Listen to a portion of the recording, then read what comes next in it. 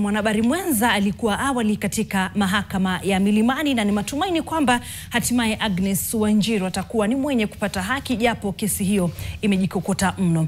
Tuelekee kule Isiolo na ni kwamba gavana wa kaunti hiyo Abdi Ibrahim Guyo amewahakikishia wakazi wa wadi za Burati na Ngaremara kuwa uongozi wa kaunti hiyo umejitolea kutafutia suluhu mgogoro wa muda mrefu wa ardhi unaowahusisha na jeshi la ulinzi la Kenya yani KDF. Akizungumza katika uwanja wa shule ya msingi ya Ngaremara wakati wa maadhimisho ya siku ya mashujaa, Gavana Guyo alisema kuwa serikali ya Rais Ruto imeonyesha dhamira ya kutatua swala hilo. Ameongeza kuwa hatua mikakati ilianza baada ya rais kuagiza aliyekuwa waziri wa ulinzi Aden Duale ambaye sasa ni waziri wa afya kulifuatilia swala hilo kwa haraka.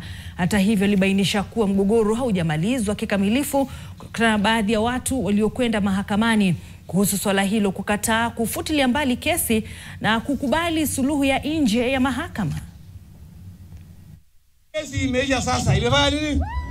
Tutakaa chini na National Land Commission, KDF na County Government of Isiolo tuwaekee tumalize mambo katikati ya jeshi na wananchi wa Isiolo.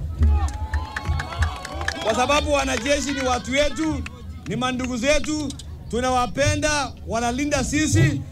Lazima tukae na njia ambayo inafanya nini? Inatoka kama mandugu, si ni ukweli?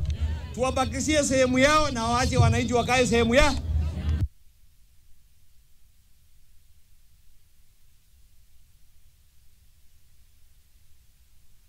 Kwa mtazamaji, jaji mkuu